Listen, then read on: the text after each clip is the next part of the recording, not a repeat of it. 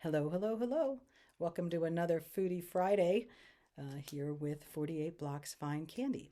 For those of you who have been around for the ride since the beginning, whether with Marshmallow MBA or just here with 48 Blocks Fine Candy, thanks for coming back. For those of you that this is your first time for Foodie Friday, welcome. I'm glad you're here. As always, it's great if you throw comments down below this video to let me know who's watching, what's interesting, what's not interesting. Constructive criticism is welcome. Positive feedback is welcome. I'm just happy not to be talking to the wall by myself. Makes it a little more interesting. This week we continued R&D with the pate that I showed you last week. You can see that video dated last week. This week we continued on that adventure. Flavor was great, but unfortunately the texture was super soft in the first two batches. So talked to some folks this week, checked some additional references this week, so we're going to run at least two more batches of that starting next week. It's going to rain all weekend, so I'm not going to be able to play with that this weekend. Once the weather clears again, I'll be able to do that. I thought marshmallows were finicky. Let me tell you, this pate, whatever we're calling it now, the fruit jellies, super, super, super finicky because it's sugar on sugar on sugar. And so, well, it's finicky. Hopefully getting this formula down, you can change different things, and every little change you make changes the outcome. So it's a good adventure. Gets me back to my roots of playing with formulas and tweaking things to get it right. But I think I'm almost there. So more to come on that. Would you like to try the fruit gelees before the general public? Email me info at the number 48 blocksfinecandy.com. Let me know that you're interested in being part of the focus group. Focus group participants are going to get samples of new products before they are marketed to the general public. And I'm asking for feedback. So you get to try the products early and then tell me, hey, I like this, I didn't like that. If you really want to deep dive with me, you're welcome to talk about packaging with me too, because that tends to be the hardest part to make a decision on. But if you just want candy, that's fine too. Just email us and we will get you the form to provide feedback as well as samples. Initially, the first round was going to go out in February, but we had some hitches, so that will be going out next week. You'll have a sample of a new marshmallow flavor as well as the pate in either raspberry or peach. So, if you want to get more in on the adventure, just reach out via email. Also, if you're following along on social media, if that's a thing you do, we are primarily Facebook, Instagram, YouTube, obviously, and LinkedIn. So if you're looking for more information that way, that's where you can find us. If you'd follow us, that would be great. Always happy to have new followers. So that's the update from the week and what's been happening. One thing when I'm doing R&D, there's often times that I am waiting for things to come to temperature or come out of the dishwasher, or I just have some downtime that happens. And so that gives me an opportunity to read news articles, read some industry information, just different reports that come out. And so I've been doing some of that this week, and that's where I thought it would be fun to maybe talk to some candy trends. Some of these topics are pretty broad, and I'd like to revisit them when we have product that falls into some of these categories.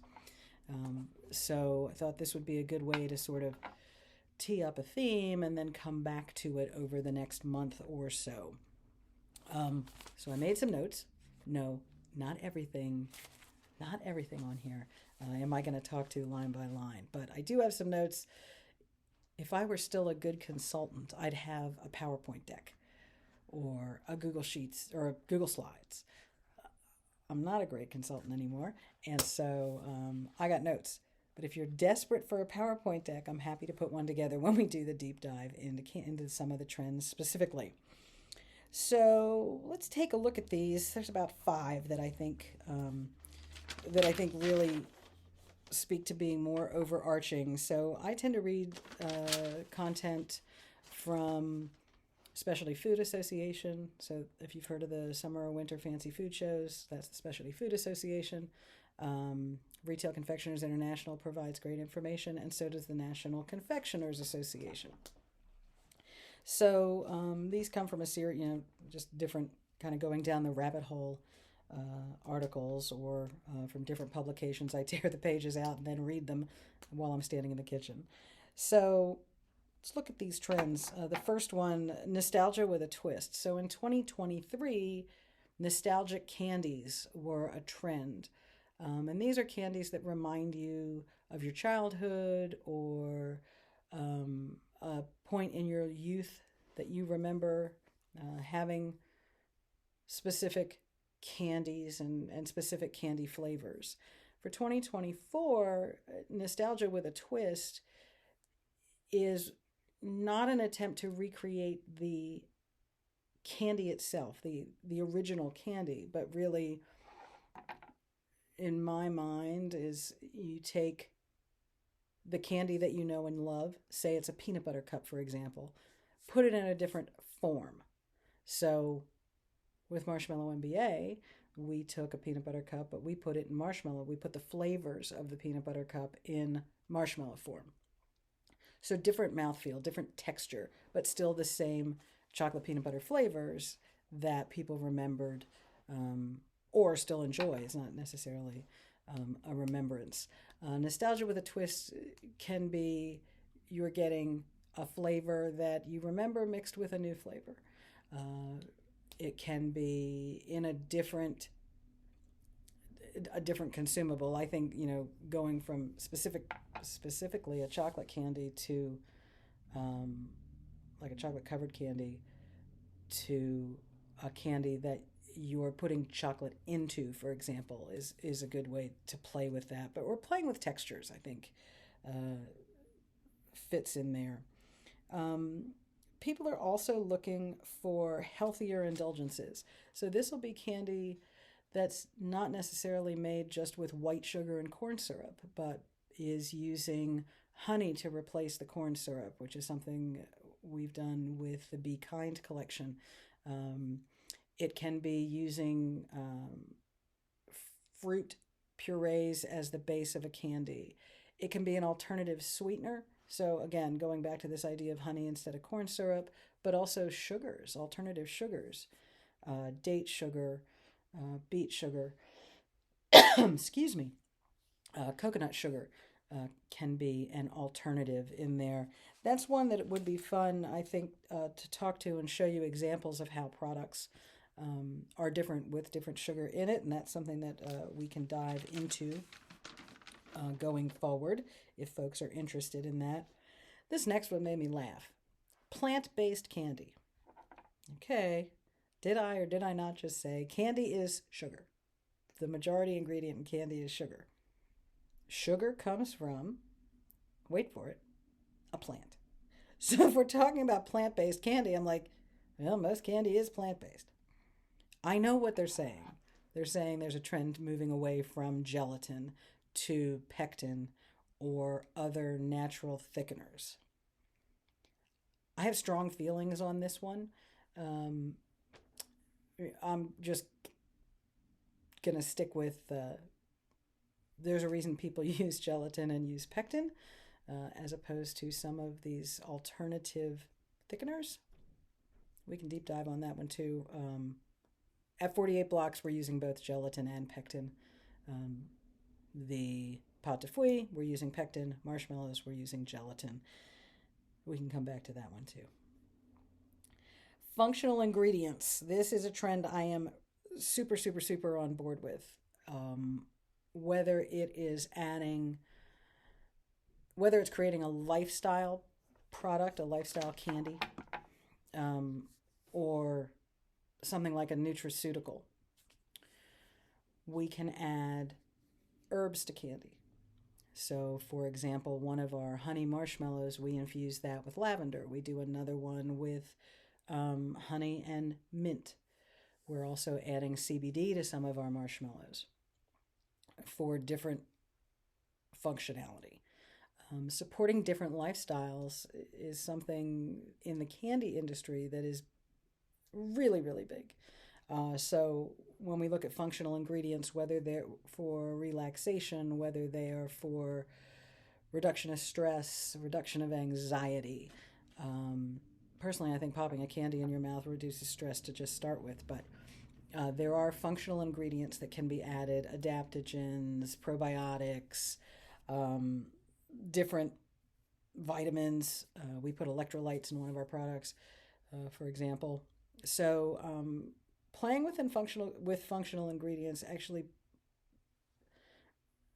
plays into the idea behind 48 Blocks Fine Candy, which is not to only be a fun candy, but actually moving into the space of natural medicine and ultimately potentially pharmaceuticals. More to come on that. And then the last one, the clean labeling, clean ingredients. This is a trend that's really carried over since 21 or 22. People want to know that the products that they're eating, the foods that they're eating, they recognize them. So if you look at the ingredients on any of the 48 Blocks products, you're going to recognize what's in things. We use a traditional recipe to make non-traditional candies. And so that's something not necessarily new, but certainly continuing. Not only clean labeling for what you're consuming, but also the packaging of products and the idea that these are eco-friendly. It's eco-friendly packaging. So you know whether it's based on a post-consumer use product. You don't want that touching the food, but that's something that we can use for the exterior packaging, whether it's recycled or post-consumer use. Sorry. Finally, the trend of braver flavors, and this is something that I'm totally on board for. You're familiar with Sour Patch Kids, so you get that sour burst on top of the sweet, and it makes your mouth pucker. That's been pretty well normalized. Braver flavors, to me, savory combined with sweet. We played with that a good bit with the marshmallows, and we'll continue to do that. Probably braver flavors for us. Two that jump to mind that have been very well received. One of them being a chili lime tahini marshmallow, so it's spicy as well as sweet and then sour from the lime. I would put our happy hour marshmallows, some of the happy hour marshmallows, in this category of braver flavors, particularly the margarita. There's a spicy mango daiquiri that we've done. We did that as a custom order, and a dark chocolate habanero, which is pretty fantastic too. And then my favorite of the braver flavors that we have done is the Old Bay collection of flavors. So Old Bay caramel, Old Bay vanilla, Old Bay bourbon. You forget how many sweet spices are in Old Bay crab seasoning. So more to come on braver flavors, and definitely more to come on the idea of trends in candy. So would love to get your feedback on this. Happy to deep dive into some different areas if you're interested. And I will wish you all a very good weekend, and I will see you here next Friday with some more Foodie Friday news. So thanks as always. See you soon.